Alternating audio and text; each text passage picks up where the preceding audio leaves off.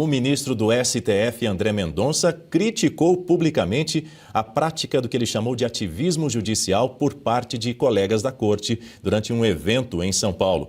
Ele argumentou que o judiciário deve se ater à aplicação da lei e não criar restrições sem base legal, citando como exemplo a decisão sobre o Marco Civil da Internet. Mendonça defendeu que a criação de marcos limitadores é prerrogativa do Poder Legislativo. Além disso, o ministro abordou a questão dos supersalários e benefícios no judiciário, sugerindo uma revisão da forma ou da reforma administrativa para garantir um nível de normalidade, apesar de ressaltar a necessidade de boa remuneração para magistrados e promotores devido à responsabilidade e riscos da função. A gente vai ouvir um trecho da fala de André Mendonça. Tenho meus valores, eu tenho minhas pré-compreensões, mas eu devo servir a lei e a Constituição.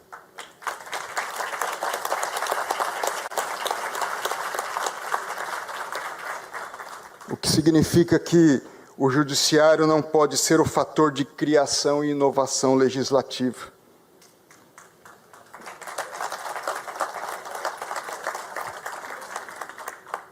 O Estado de Direito impõe a autocontenção, o que se contrapõe ao ativismo judicial.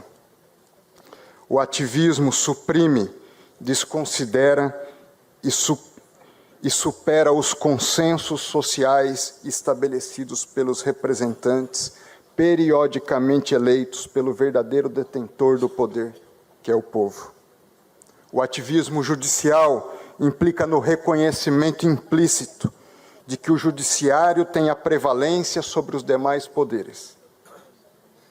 O ativismo implica na superação da vontade democrática, cujo consenso legítimo pode ser decidir, mas também pode ser não decidir.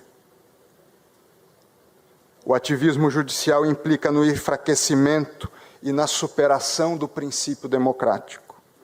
E o ativismo judicial implica no reconhecimento implícito, ainda que não desejado, do enfraquecimento dos demais poderes.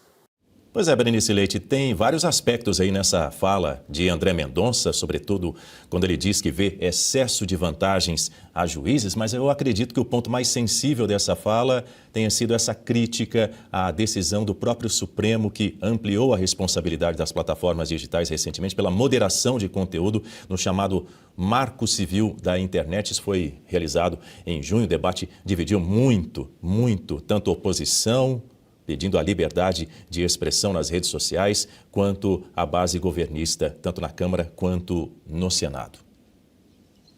Até porque nós já temos uma legislação que é de 2011, mas vale para os tempos de hoje. No entanto, nós vemos que alguns partidos já pensando no ano que vem, né, já pensando em censura em 2026, ano eleitoral, acionaram mais uma vez o Supremo Tribunal Federal e, como disse aí o ministro André Mendonça, não legislar também é legislar. E foi isso que o Congresso fez. Por isso não aprovaram o PL da censura, que já está há alguns anos patinando ali na Câmara dos Deputados. Então, o Supremo Tribunal Federal vem cometendo o ativismo judicial. O próprio ministro André Mendonça deixou ali nas entrelinhas, só não enxerga quem não quer ver. E não é só a questão que envolve a censura no nosso país, quando eles derrubaram o artigo 19 do Marco Civil da Internet. Eles também legislaram em cima de uma legislação que já tinha em relação às drogas, né? Quando liberaram ali o porte de 40 gramas de maconha. Quando legislaram em relação a uma determinação do Conselho Nacional de Justiça, aliás, do Conselho Nacional de Medicina, que falava sobre aborto nos primeiros meses de vida.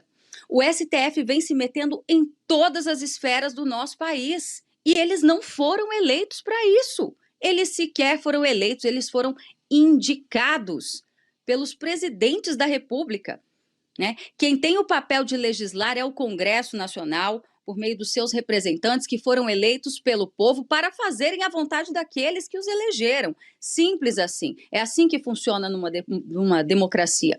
Mas aqui no nosso país, a gente não tem percebido isso há muitos anos. Então, quando o ministro André Mendonça, que vem sendo uma exceção ali dentro, acho que o Fux talvez tenha mudado um pouco ali o seu posicionamento nesses últimos meses, talvez por causa das sanções, a gente vê que ainda temos esperança ali dentro. Porém, são 10 contra 1, ou talvez 9 contra 2 ministros centrados que fazem o seu papel, que é cumprir o que está na Constituição. A Constituição é só uma, Daniel.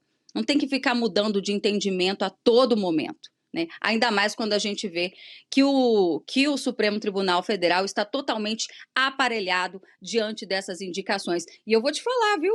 Se o presidente Lula for reeleito, ele vai ter direito a indicar mais 3 ministros. Aí apertem os cintos.